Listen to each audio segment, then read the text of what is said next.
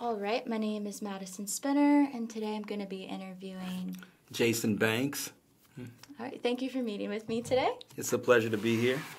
All right, so we're going to be talking a little bit about the gig economy, Uber, Lyft, and to my knowledge, you're an Uber driver, right? Yes. A little history about what I do. I primarily own a copy machine company where I represent Toshiba, and I sell Toshiba copiers to a number of businesses here in the community.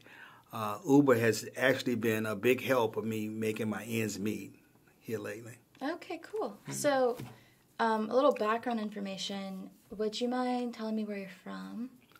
I grew up in New Orleans. I grew up in the Lower Ninth Ward. I went to the public school system here, right? And I guess if you had to ask anybody when I was in high school, would I be likely to succeed in a business, that was far beyond what I saw in high school. However, when I graduated, took some remedial courses in college, and I really started catching on to what I didn't catch on to in high school. Later, I was able to get a degree in electronics, which led me into the copy machine business, which I'm in now. Okay, so what year were you born, first of all? Oh, I was born 1960. 1960, okay. And when you received your degree in electronics, what year was that around? 1980. 1980. Yeah. So was this kind of like the peak of technological advances? Like it was. It was right before analog went digital. Right. So, I kind of got a little bit of both. You got a bit ahead of the curve, you'd like to say, maybe? Well, it gave me an opportunity to get on and get hired on with companies that were able to train me in a specific field. My first job in electronics was with the U.S. Army Corps of Engineers as a radio technician.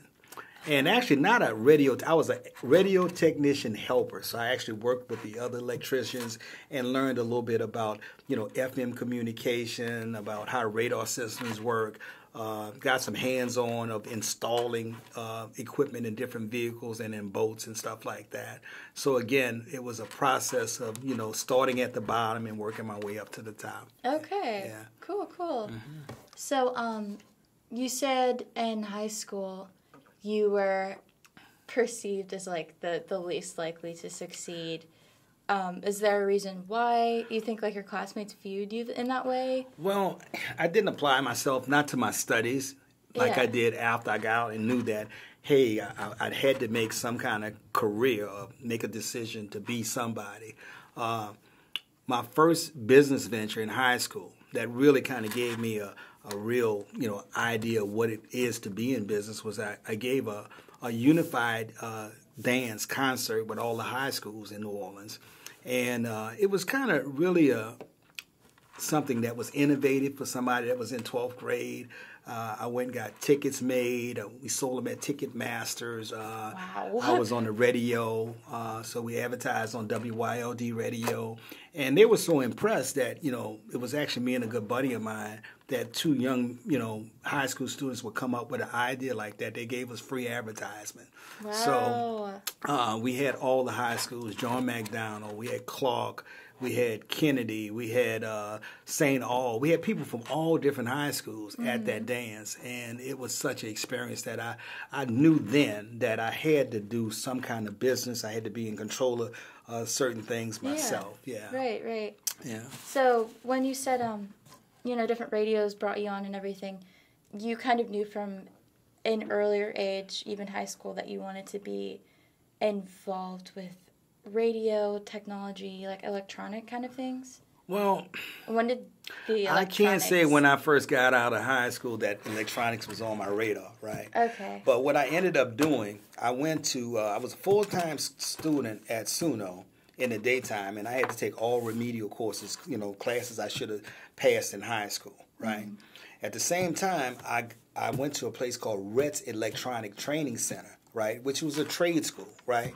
So I had to report to that school at 5, and we would get out at 10. We were off on every Friday. So I was actually going to two schools at one time, Wow. Literally had no time for any social things other than go to school, right, all day. I was fortunate enough to have my grandmother who raised me, right, and I didn't have expenses per se, even though my girlfriend at that time, who later became my wife, she had a child for me at 16 and I was 17. Wow. So it was a little trying time because I got a daughter now. Right. I did get a job washing dishes, part-time at a restaurant. Knew I didn't want to be in the restaurant. I didn't want to be. Right? I needed to do something to elevate. That really prompted me to really concentrate on getting some kind of degree in electronics because I knew I couldn't just do media work. I wanted more for my family. I wanted more for my little girl, and I applied myself at that point. Yeah. So, you said you lived with your grandmother. Did you have any other siblings, or what was your childhood like prior to? I was the only child that my mother had. And Okay. she died when I was 15, so that's how I ended up living with my grandmother. This is your mother's mother? Or your... This is my mother's mother. Okay. My father's mother did not know much about my father at the time. As I got older, I met my dad, but he wasn't a real active part in my life growing up as a child. Yeah. Okay. Yeah. So if you don't mind me asking, when you became a father yourself, you wanted to build something bigger than yourself. Right. Yeah, I saw this little girl that I knew that was my child that I needed to take care of. So the responsibility at that time was that I get a good job that I could do for my child. And as I elevated myself, I was able to do more for her. So I knew washing dishes or, bussing tables wasn't going to do it, that I needed to do something to elevate my education and learning so I could apply, more to job finding at that time. I was looking for work. Yeah. So what's some advice you would give someone that's kind of around the age that you were in the restaurant industry, or someone like my age that's just trying to find a way, but the restaurant industry is quick money, it's very consistent. What's your advice to someone in that situation? First of all, I'll tell anybody, find your passion. I can say that electronics, it's not really work to me because that's my passion. I love being able to troubleshoot something, figure out what's wrong with it, repair it. And then even more than that, for me now, I love, talking to folks, selling my products to people. So I see the biggest thing that's, I could suggest that someone find something that you're passionate about because you'll put more into something that you really don't want to do, Second thing is don't ever give up. I mean, there were so many reasons that, you might say that, I should have threw in the towel, I remember when I first started up, did not make a lot of money. If I made $1,000 when I first started this business a month, I made a lot of money, So I had a good partner at that time that really helping me pay the bills because my wife worked, and, we, put our ends together, lived within our means, but it was a struggle. I mean, for the first, I would say 5-6 years of business, didn't have any disposable cash, didn't make a whole lot of money. But as I started developing this business and started getting clientele and started doing a good job, more business came. So right now, I get a lot of word of mouth. A lot of people come to me because they've been doing business with me for 30 some odd years, and they refer me to other people. But it took a while to get to that point. Right. Yeah. So you say the first few years of this business, it was a little difficult, but I want to know a little bit more about your entrepreneurial journey, starting from leaving the trade school, gaining your knowledge on electronics. What was your first step? What was the first thing that you did after gaining that experience? Oh, my goodness. Well, this first isn't of all, your first business. This business right now. No, it's not my first business, but even to get into being a technician, right? Lanier Business Products was one of the biggest companies in America at the time when I got hired on, but I still had obstacles. Even to get hired for the company, I went through. Oh my goodness, my first interview, was with a guy named Roy Monty, right? And his question to me, after I had been in at least 4 times, and they gave me an entrance exam that I passed each time, and finally he gave me an interview, right? And his first question to me is, what if someone called you a nigga, what would you say? You know, that was his first question to me. Good. Now, you got to understand, this is 1980, it's about 1981, okay? And I'm assuming he's... Yeah, he was yes. a Caucasian fella, you know. Matter of fact, I was the only black guy working for Lanier out of the New Orleans office and the Houma office in 1981. Wow. So my answer to that question was that first I would continue to try to do my job, right? Okay. And if I kept getting these insults or whatever, right, I would call the office and ask to send another technician out, right? Okay. So evidently it was the right answer. He said, well, look, we don't have an office in New Orleans, but we have an office in Houma. And if you want the job, would you have a problem, commuting to Houma? I said, I have no problem because I really want to work with this company.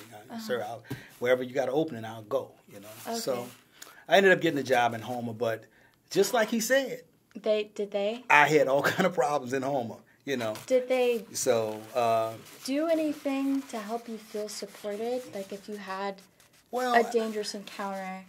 I never had a real dangerous encounter, you know, but, you know, I'll give you a for instance. I bought a brand new Mustang in 1981, right? Okay. Making enough money with Lanier to afford a nice car, right? I get stopped by the whole Houma police, and his question to me is, how a nigga like you get a car like that? You know, so those are the type of things that I dealt with in 81. I'll give you another for instance. I'm in the oil field. I'm working on a copier, right? Guy comes in, and I don't want to take this thing negative, but those are the type of hurdles that I went through in business. And I still got hurdles like that, being the only black-owned company in the state of Louisiana that's certified with a major manufacturer. I am the only black-owned copy machine company that works directly with Toshiba in New Orleans. I'm their dealer here.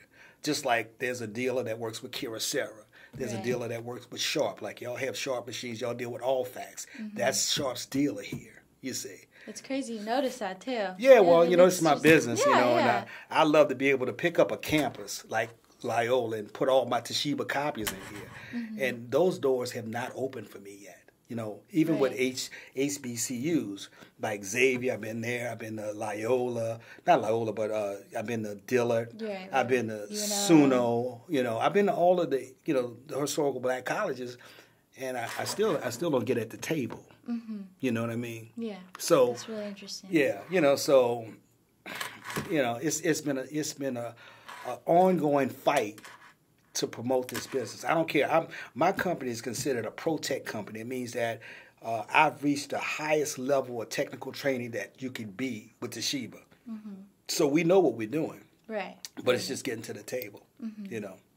So with those kinds of obstacles that you've dealt with, especially like the early 80s and everything, were there times where you felt like you had to bite your tongue because you were afraid that would prohibit you from advancing? Or, how did you handle those kinds of situations? Well, I always was outspoken, you know. Certainly, if it's something that I can answer intelligently, I will, you know. Houma situation, right? I'm in an oil field. I'm working on a copier. Guy comes in. He says, ain't it something like we white folks could make machines like this for you niggas to repair? And I simply looked up at him. I said, well, you know, this is a Japanese product. White folks ain't even made it. Thank you. So the way I answered him diffused the situation, and it made him look stupid. Yeah. You know what I mean? No, this is manufactured in Japan, actually. You didn't make this. So those are the type of things that I went through, you know. In 1983, I was Lanier's #1 technician in the whole region. Out of 135 technicians, I was classified as #1. Wow. They sent me and my wife to the Bahamas for 7 days. Everybody knew my name was Jason Banks, but when they gave me my plaque, they gave it Jackson Banks, and everybody laughed about it. So even internally in that company, I had problems. You know what I mean? Yeah. But really it's been a real fight to be in this business because, like I said, it's not an easy business to even get a contract to be a dealer. You know, you have to make certain financial responsibilities.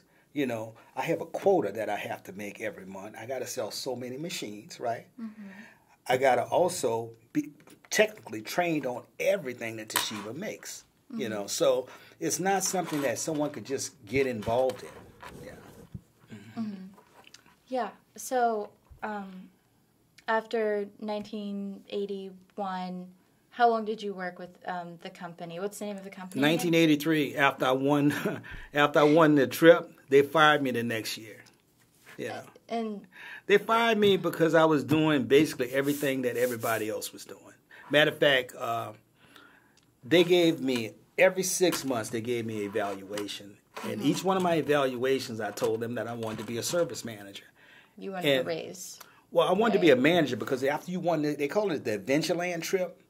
Okay. After you won the Adventureland trip, right, they would immediately promote whoever won that trip into a service management position. At that time, I was making about $32,000 a year, but managers were starting off at $60,000. Right. So that would have been like double my salary if I would have got hired as a service manager. So the week I came back, I met with Gerald Hanford, who was my immediate service manager in the home office. And he told me, he said, well, Jason, look, I know you've been expressing that you want to be a service manager, but Lanier's not ready for a black service manager. I can tell you that right now. But what I can do for you, I know your family's in New Orleans. I'll give you a lateral move back to New Orleans. You won't lose your pay. You know, we'll still pay you the same thing you're making, but you'll get to go back home. So that sounded good to me. Okay. But the week they transferred me, and I reported to the New Orleans office, John Sarpy, who was my manager in New Orleans office, pulled me in his office and said, well, Jason, I tell you what, I would find me another job because I'm going to find a reason to fire you. And he did, you know. Oh, my goodness. So was that depressing? Absolutely. That was totally depressing because now I'm walking on pins and needles because I know my supervisor, my service manager, is looking for a reason. Now, they invested a lot of money in my training. They sent me to Dale Carnegie, How to Win Friends and Influence People. They sent me to courses like Really Serving the Customer was another big course. That groomed me into the individual I am today. But after they invested all of this money in my training, you were a threat almost. They wanted to fire me. Why? Because they didn't want a black service manager. They didn't want to have to go through maybe a discrimination suit because they promoted somebody behind me into a service manager position and overlooked me. So, wouldn't they have been able to face a discrimination suit strictly because of the things that they were telling you? I didn't even try. I just walked away as a young man, depressed. But also at the same time, do you even want to be in a space where they're telling you these things? And it now remember, I had a little girl. Now I got a son on the way, right? And I needed $32,000 a year back in 1983. Right. I needed that money. Yeah. You know, so I was willing to go through what I was going through to make the money. You know, even walking on pins and needles with John Sarpy to make the money. You know, and I can even explain why. You know, when I first got hired, we used to get like 150 inspections. The inspections were just where you go in. If you had the customer had a service contract, you would go in, wipe the glass off, talk to the customer, make sure the machine was working fine, make sure it was feeding paper, clean it up some. You know what I mean? I used to be able to do an inspection in 15, 20 minutes. You know what I mean? But I never would put a date on it. I never would put a time. So let's say if I was going from one service call to the next and I could shoot in and do an inspection right quick, I would have a blanket inspection ticket, right? I learned this from Gerald Hanford, the guy I told you was in Homer. He taught me how to, at the end of the day, if I want to take off early, I could, you know, just say I was at a Joe Blow account from, say, 4 o'clock to 4:30, and then I went to this other account from, you say, 4:30 to 5, and I could, you know, forge time like that. Okay. Because I never recorded it on earlier, yeah, right? So everybody in the company did that. Everybody, you know. So John Sarpy calls me in his office about, I guess, 6 months into me working for him, right? Right. And he said, I got you. I said, what you mean? He said, were you at Jones Building Material at this time? And I just looked at him because I know I wasn't, right? Right. He said, well, you're here at this other account at this time. Yeah. Okay, but was James at this I wasn't even thinking like that. I know. So I ended up grabbing, I had a clipboard in my hand that we used to keep our tickets in, and I didn't throw it at him. Like he's sitting right across from me. I just threw it on the other side of the wall, and papers just flew all over his office, and he started laughing, and I just walked out. You know? Yeah. So that's how I lost that job. So I went through at least 3 or 4 months being unemployed with a new baby that just came and a little girl, you know, that was born some time ago. So got hired on next with a company called Econocopy for half of what I was making with Lanier. And John Guyton was such a big help to me. I got a bunch of accolades for him because he was the one that told me, Jason, you got all the potential to open your own business. And he told me, if you don't mess with any of my customers, I'll let you sell my Panasonic copies off my floor. Because I didn't have a dealership. But I was his sales force. And I wrote service contracts on my machines that I sold, right? And I started my business that way, working under him, you know. And he didn't really have to help me, but he did, you know. That's admirable. It is. You know, John was, and you know, me and his son and him were still close today. They actually recently sold their business. They had been in business, I guess, 50 years, and they sold it, you know, when pandemic hit. Right, yeah. right. But, yeah. Okay. That's how all of that transpired, me getting in business because of them, yeah. So, this is probably 1984-ish now. I started in 88. 88. So it's like 88, yeah. Okay. And I worked with John from, let's say, I lost the gig at Lanier. At Lanier about 84, 85, okay. you know. And then I started working with John. I worked with him up till 88. Then I started my own business. Yeah. Okay, so you started your own business around 88. In 88, yeah. And what's the name of your business? Well, I started off as Reliable Business Machines, and we've actually gone to changing the name from Reliable Business Machines to Reliable Mail and Copy Center, because I used to be in the Carrollton Shopping Center. Oh, okay. Yeah, so in the Carrollton Shopping Center, I did a lot of stuff in that building. I had at least 8 employees, so we had P.O. boxes with the virtual office type thing where you could rent a P.O. box, and we had a number where someone, if they called that number, I'd have a live person to answer the phone. You could leave a message, you know, because we used to answer the phone corporate offices. Okay, so somebody, if they were a P.O. box owner, they may have Jane Cosmetics or something, you know. Right, right. So they said, we'd like to leave a message for such and such with James Cosmetic. Now, we wouldn't call, but the person could call in throughout the day to check their messages. So if someone called for your business, my employees did not call you. You had to call and check your messages throughout the day. So I didn't want to have my people just tied up every time somebody call and leave a message down. You write the message down on the message book for that particular client. It was a beautiful concept because I had the P.O. box rental going. I did UPS before the UPS store was there. I did FedEx, like a FedEx office shipping. We boxed, so we shipped from there. I had machines that people could actually walk in and make copies. I even did a commercial that was so great. Really? Yeah, I did a commercial where I was dressed up as a suit, and somebody came. I need 1,000 business cards, and I need them right now. I need, I need to run 100 copies. I need them right. I need a copy machine. And I stand back and I say, it sounds like a job for Reliable Man. And then it blew up, and then I was in this suit. And when they filmed it, I was running around real fast, you know, moving, giving people the cards, and giving them it was a really good commercial. I'd love to see this. Then, you know where the Carrollton Shopping Center is? Yeah. Right across from that Chinese place, right? So I had like 100 people from my church and different people that came out at the end of the commercial, you know, and they would ask the question, if you need a job and you need it done, who would you call? And everybody, 100 people in the parking lot said, Reliable Man. So it was a cute commercial. Yeah. So this is probably like early 90s? I think that was probably... I would love to see this. About 2002. Oh, okay. Yeah, about 2002. Cool. Yeah.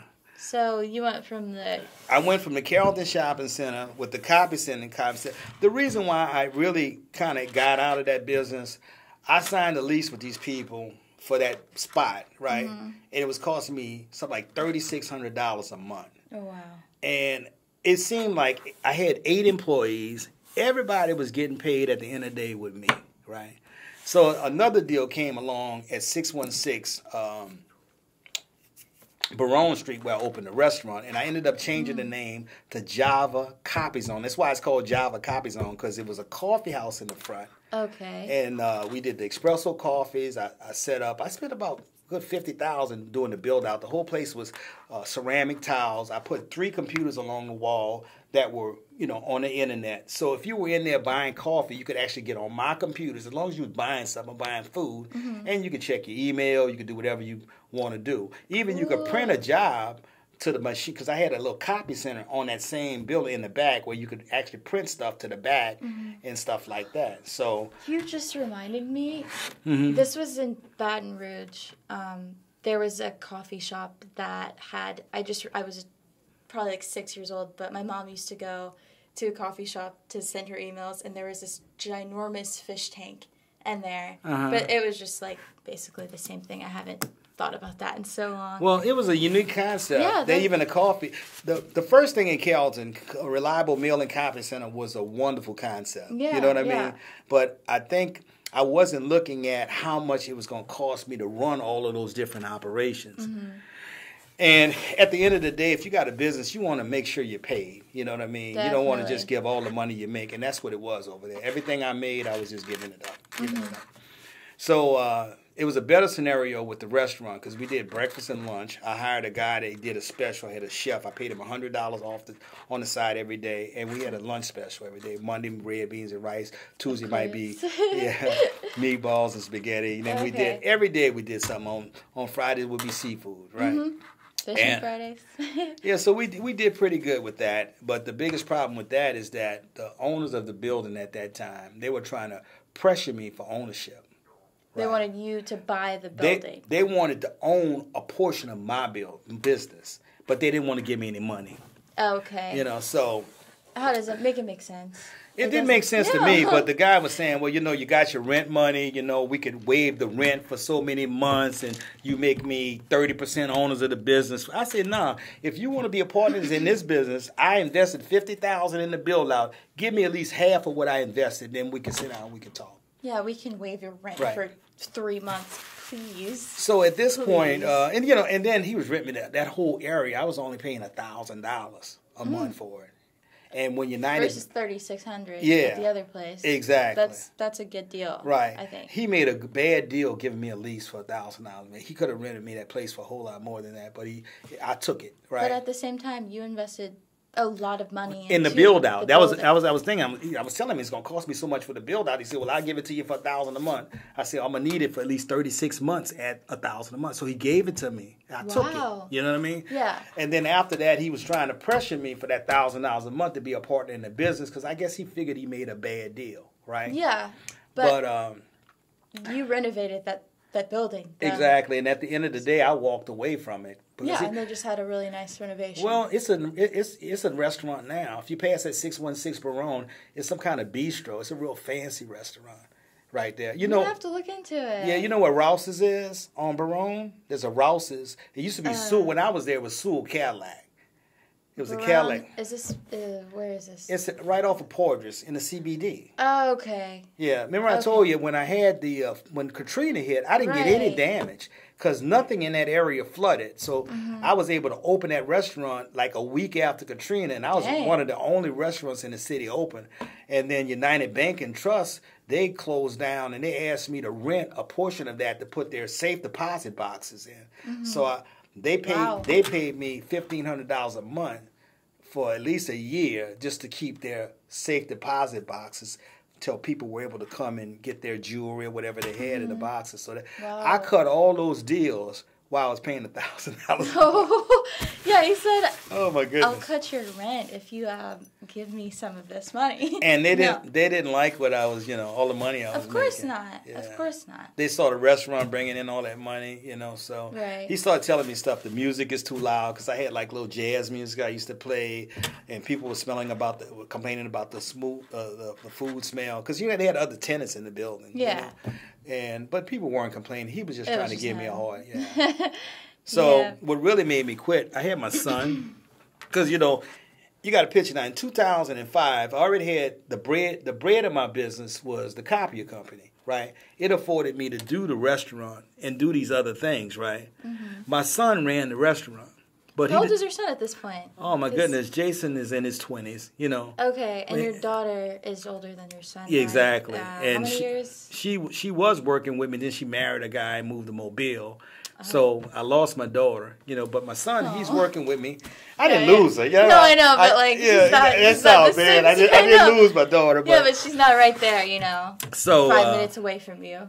Jason decided that one of my best friends, and he's quite wealthy now. He's an electrical contractor. I'm paying Jason $10 an hour. He offers Jason $15 an hour. So he jumped over you. He left and went work for one of my friends.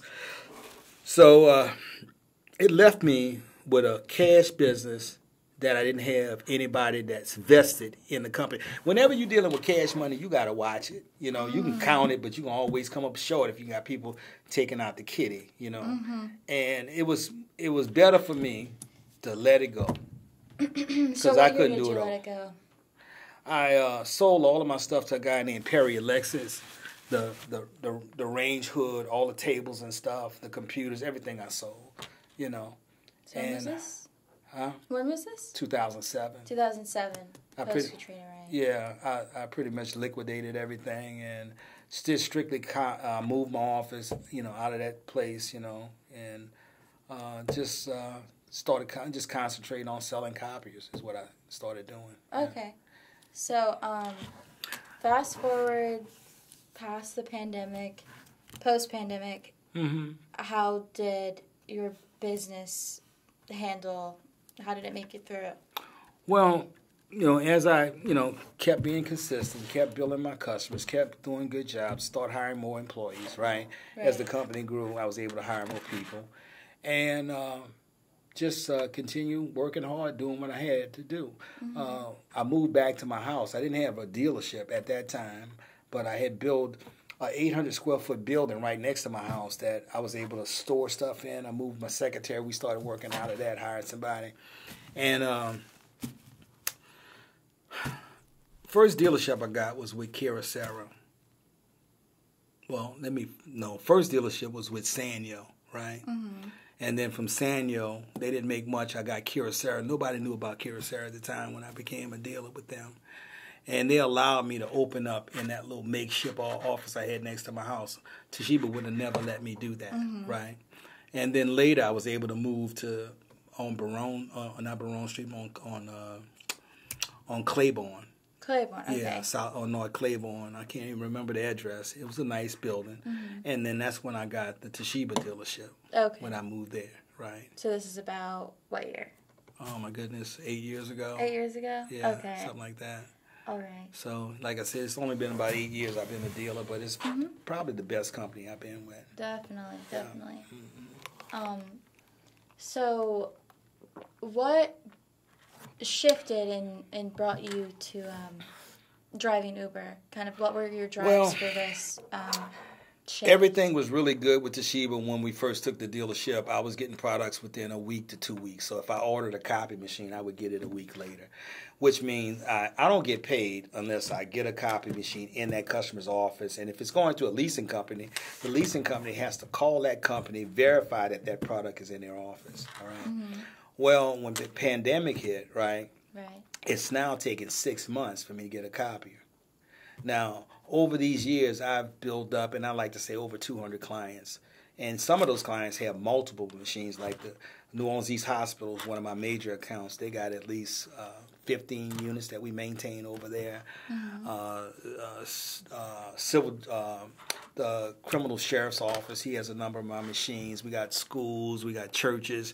So I got the kind of business that I can't not have people working. Right. Like right now I'm doing this podcast, but we got service calls we're doing, we got supplies we're delivering, I got invoice being done, and certainly I can't do all of that by myself. Right. So I had to take myself off a salary. So I contacted Uber, and first when I submitted my registration papers on my vehicle, they denied me. They said that because it wasn't a personal vehicle, it belonged to my company, had Java copies on the registration, that they couldn't accept it. Interesting. So I had to call them, and when I called them, because you submit this all digitally. Yeah, right? digitally. Yeah. So when I called them, they told me, yeah, well, those are not, you need to have your own process. Well, I own the company. I could, send you my LLC papers in. I told them I have $1 million worth of liability. I could send my separate liability. I got car insurance. Right, even though the car insurance is under the company name, but I got car insurance, right? Yeah. So I sent all of that in, and then they still text me back, we can't accept it.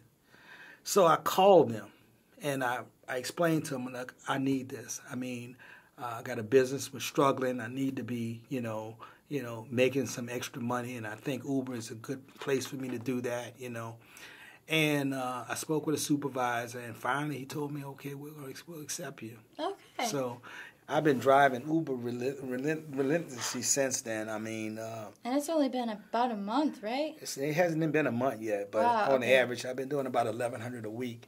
And that $1,100 a week, even at that, I'll give you, for instance, normally I got a company that makes, before this I was doing $25,000, $30,000 a month, right? Mm-hmm. Right now, this week, all we made was $265. But I still have at least $2,400 worth of salaries I got to make.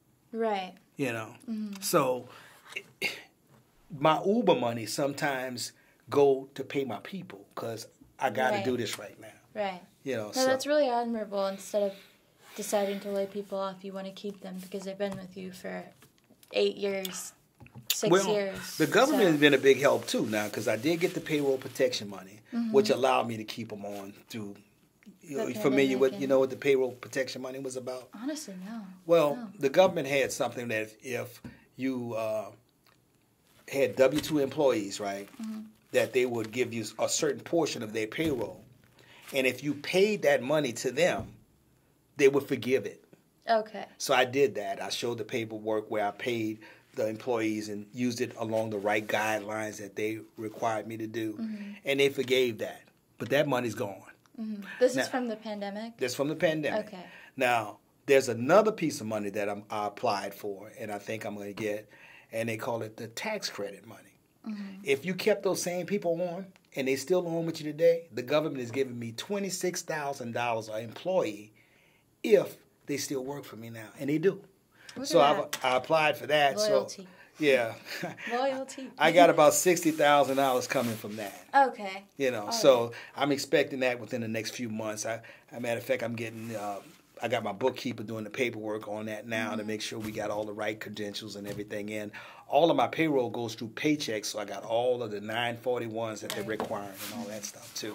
And all of my bills are paid up, keep my taxes paid, the whole 9 yards. So I'm looking for that to come soon. I do need it. Do I need it? I need it today. Yes. Yeah. Very, very soon. So with Uber, is this something that you see yourself doing for not until you get the checks, but just like something? Do you like working with them? I do. I like meeting people. I use the Uber connection to promote my business, where just like I met you in Uber. Exactly. But I meet people all the time. I tell them my story. I give them a card. Some people refer me to other people. It's kind of new to see what the ultimate effect is going to be, but word of mouth is about the best advertisements you can do face to face. So I'm doing a lot of that.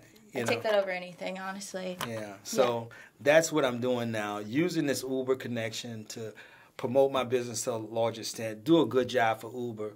I get a number of different, characters. Yeah, I do. But I get a lot of people that, just talk good about me. If you check the record, that you'll see that I get a lot of good reports of people saying, hey, this guy was nice. He's a professional guy, whatever. Definitely. Every now and then I get somebody that just, just totally unreasonable. You know what I mean?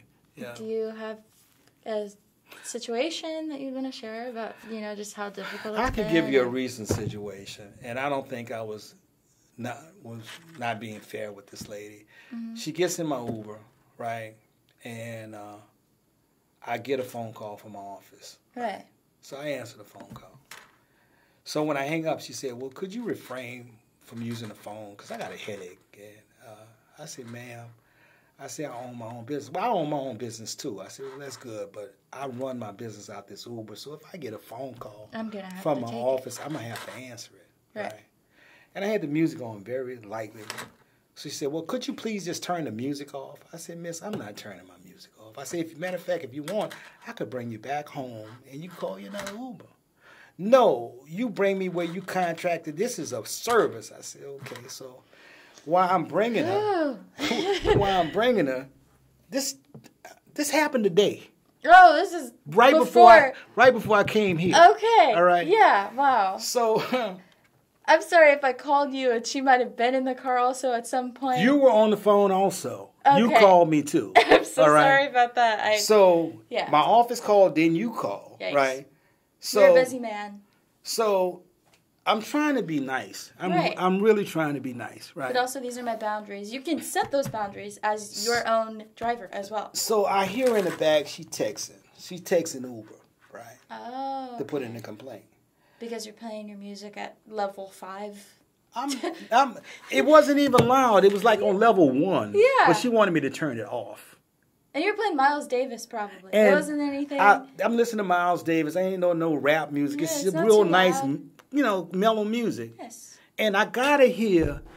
Uber speaks to me through the car thing, so I need to hear what they're saying. Turn left here, turn right. Yeah. But she wants me to turn it off. All right. I'm not doing that. So when I got off at Causeway, because that's where she was going in Metairie, she told me, just pull over to a safe place and let me out. I said, no problem. She said, because I doubt if you have a job after this and Uber's not paying you. I said, okay, well, that's fine. Oh, my goodness. So I pulled up on Veterans and Causeway.